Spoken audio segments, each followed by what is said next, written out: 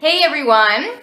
Now that I'm finally monetized, I thought I would do a video on why I do YouTube and what I've learned from it so far. I think I've been doing YouTube for about, 3 months now? And just in terms of monetization, I've already earned 8 cents. So I figure, because I think you don't get a check until you hit $50. So at that rate, it'll be 2 years before I see any money out of this YouTube superstardom. So clearly, not doing it to get rich, though that would have been nice. So, why did I start to do YouTube? I'll tell you. I will tell you why. I have been super frugal, super cheap, super penny pinchy for so long. It's just a way of life, right? And when I was raising my older daughter, who's now in college, I was a single mom and I wasn't getting child support. My job is social worker. I'm a state social worker. I'm not saying I don't earn some money, but I live in a very expensive state and I don't earn that much money, when it comes to raising a child on your own.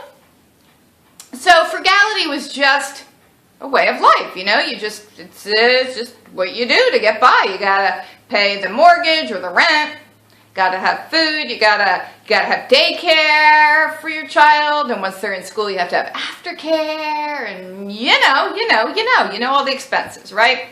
So frugality was just always a way of life. Also, I love documentaries, just love them. And I think the reason is because I want to learn, I enjoy learning, but I'm kind of lazy.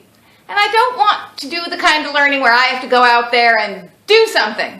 I just want to sit in my chair and watch something on TV that's going to teach me something. That's my kind of learning. So I love documentaries. So every now and then, I would see a documentary about the environment or about the economy, and that would encourage me to try new things, because eco-friendly and frugal very much go together because they're both very conservationist, right? So I would try different things and always try to kind of up the ante with my frugality. And I would find over the years that, you think you're as frugal as you can get. Like you are just squeezing every little penny till it cries, right? And you're spending money on nothing, right? And you think you've got it together and you've got a system and things are fine, and then all of a sudden something happens, like the utility rates go up, but your salary didn't, or the price of gasoline goes up to over $4 a gallon, but your salary didn't go up. Or the price of milk skyrockets, or eggs, or butter, right? Things happen. Or all of a sudden you need a car repair, or your rent goes up, or you hear from your mortgage company, oh, sorry, your taxes went up, and you have an escrow shortage, so you actually owe us $3,000. When do you want to pay that? Really? So, stuff happens, right? And then you realize, oh, I thought I was frugal, and now I have to find a way to be even more frugal. And I can't even tell you how many times that happened to me over the years. I cannot tell you, because it was many. I was as frugal as I thought I could be, and then I had to become even more frugal. And I learned that there's always a way to take it to the next level, right? So as frugal as you think you are, you can do better. You get used to how frugal you are. It's always an adjustment at first, but you get used to it, and then you realize, I could bump it up a little bit. And I like doing that because I am, by nature, an extremist, right? So I'd like to take things to as an extreme a level as possible. I don't like to do things in moderation. I feel like if it's worth doing, well, hey, then you push it to that psychotic extreme. Yes, you do. So then I started looking at YouTube, particularly when my need for increased frugality brought me to cutting the cable, right? So we weren't having cable TV anymore. We still had internet, and that turned to YouTube. And I was amazed. I was amazed by the YouTube world because, ooh, all of these documentaries, all of these programs on frugality and gardening and cooking and eco-friendly stuff and documentaries about poverty and the working poor and soup kitchens and the global economy and how the world, the IMF, the International Money Fund, how that is just like screwed over the third world. Don't think that they're out to do any good because they are not. So, there I am on YouTube, and I am just eating up all this information, right? And I'm looking for not just tips to be frugal, because I've been frugal for years. I know all the basics. Everybody knows, don't go out for coffee, bring your lunch to work, turn the thermostat down. Like, we all know that. I was looking for, like, the extreme ways to bring it to the next level. And I looked and looked and looked and looked, and honestly, I kind of feel like I got through it all. Like, there wasn't enough extreme, pushing it to the next level. I wasn't really finding any new tips after a while. I feel like I just kind of like got to the end of the line. So then I decided I'm just going to make my own videos because I feel like I have gained a lot of knowledge over the last 15 to 20 years of just being as cheap can be, and I would be delighted to share that with the world. So that is why I started making videos. So, why else was I making YouTube videos? Of course, I'm not going to pretend I didn't want to become a superstar and make $1 million, because of course I did, because I need money. But that's not really happening, which I realize now that I'm monetized and I've earned my first 8 cents. So then I thought to myself, okay, it's going to take you 2 years to make 50 bucks. Do you still want to do this? Is it worth your time and effort? Because honestly, it does take some time and effort. And then I realized, yes, I actually do want to keep doing it because I enjoy it. It's a nice hobby. It's a nice pastime. It's a nice way to feel connected to other people who have similar interests. Because, you know, the people I work with don't seem to be as interested in saving money and couponing as I feel that they all should be. And it's nice to have a connection to people with similar interests, right? And I feel like in today's fragmented society, we don't have that sense of community that I think people had, or at least I perceived that they had back in the olden days, you know, back in Mayberry. I love me some Andy Griffith. I wish I was living in Mayberry. I really do. I've never known my neighbors wherever I live. I maybe know one neighbor, maybe, if they make friends with me, but I don't really, you know, like reach out to strangers because I kind of think, well, why would they want to be friends with me? Just because I moved into the neighborhood, they have no interest, so they live their life, I live mine. Like, I don't ever have that sense of community really in my geographical locale. But I found with YouTube, you do have a sense of community, and I don't know if it's a false sense because it's over the internet, or if it is a real community. I feel like it's real, and that's why I love when people leave comments, except the mean comments that hurt my feelings. But I love when people leave nice comments because I feel like, oh, I have friends. I have someone who wants to talk to me, and I will talk back, and we'll have a conversation, and I love that. And that to me is very fun and very valuable, and I really, really enjoy that because, you know, I don't have that many friends I hang out with. You know, work takes up a lot of time, and mothering takes up a lot of time, and I don't do stuff socially a whole heck of a lot. Do I, Miss Autumn? Who's my best friend in the whole world? That's right. My 3 little girls are my best friends. Mwah! And we love saving money. And we love saving money. Yes, we do. So, money or no, 8 cents or no, coming in from YouTube. I like it. And as long as I feel like I have something to say and something to contribute and some entertainment to provide and some information to give or some encouragement to throw out there or whatever, I guess I'll keep doing it because it's kind of fun. And when I first started, and I was watching some other relatively new people on their channels. Are you imitating how I'm talking?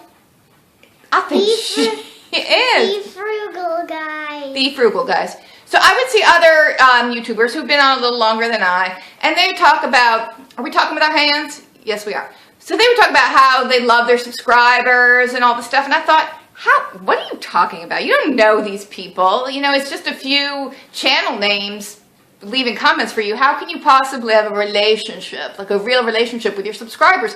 But then I found as I went along and people started leaving me comments and subscribing, like you do feel like you have a connection to them, and you do feel like this sense of gratitude that they're showing up to watch your videos and leave comments, and that they appreciate what you're doing, because you do put some effort for it. So I get that now, because I love my subscribers too. I love you all, and when I do become YouTube famous and I have millions of subscribers, it's you all that were with me right from the beginning. You're the ones I'm going to remember and stay in touch with. Yes, you're the ones I'm going to talk to. You are the ones we are going to talk. Right, that's right. When these girls are in college and you're going to say, oh my gosh, I can't believe how much the frugal babies have grown. So, are we on YouTube to stay? What have we learned? Oh, what have we learned from being on YouTube? Do you want to go outside and play with your sister, or you still want to hang out for this? It's not that exciting for you. Oh, there she goes. All right, so what have I learned? Because I have learned some things. Isn't that interesting? At my advanced stage of life, I'm still learning things. So, I'll get on you, you silly. So, what have I learned? Well, stuff that I'm sure on a level, of course, I already knew, and we all know, but it really hits home to you when it comes to you, right? And that is, for example, words do matter. Words can hurt your feelings. You know, you see other people, other channels dealing with cyberbullying and trolls, and like the whole concept of trolling is very, very bizarre to me. I mean, why waste your time spreading negativity and meanness? I can't believe the crazy bullying and trolling. I just don't understand it. So, words do matter. I mean, sticks and stones matter too, but words do hurt. And I've only had a few negative comments, and I have to say, I did not like it at all. And my first reaction was always kind of like, I'm thinking some curse words now that I don't want to say out loud. But then I tried to look at it as, okay, how would the best way be to respond? And how can I take this constructively? And how can I make this a learning experience? And how kitty cats come up here to like claw up my favorite chair. Stop that. So I think it's helped me learn to not necessarily like be hyper reactive and fire from the hip in my responses, and to think a little bit and try to respond in a positive way. Even though I've just received like this negativity, I'm not going to respond with negativity, you know, because there's enough of that in the world already. And I've learned that it can be a community, and you really can feel like you have friends. I've also learned, again, something I knew, but it really hit home, in that, you know, it is easy to criticize. It's easy to watch someone's little blurb that they have, you know, they've been brave enough to put it out there, to make this video, to share themselves. And it is very easy to criticize. I mean, especially if you're me, because I'm pretty critical. Like, it's easy to do, but you really don't know another person's situation. So you really need to be careful about judging and about what kind of comments you make, because you're only seeing this small glimpse. Now, granted, that's the glimpse that's been chosen to give you, but people who make the videos, they know the reality, they know their mind frame, they know the relationship behind what you see, and you don't see it, and they don't necessarily know how you're going to interpret it. Or, you know, you bring your own. When you look at somebody else's video, you're bringing your own history and your own garbage and your own baggage and your own interpretations with you. So you might be looking at something that is intended in a very lighthearted way, or just a way to be funny and entertaining, and what you take out of it is like something that dredges up certain feelings in you, or you interpret it a certain way, whatever.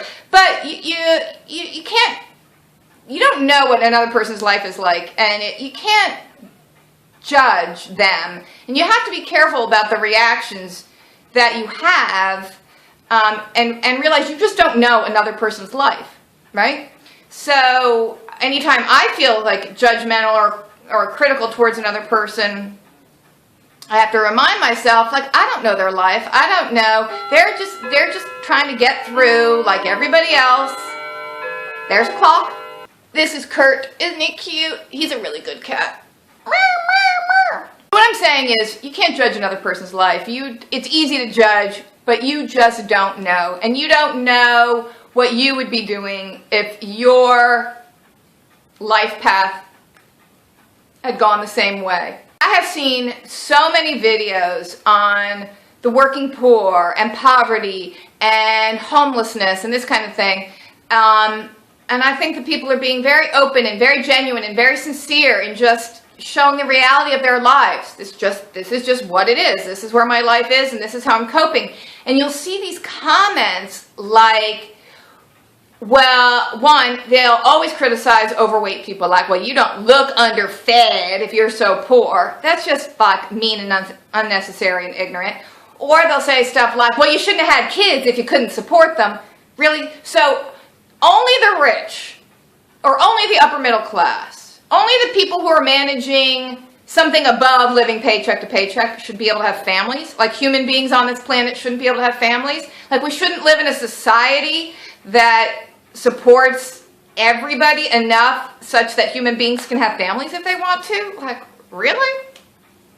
I mean, there's all sorts of judgment out there, and I'm just saying, like, you just don't know what somebody else's life is. So appreciate what they're putting out there. You don't need to judge it.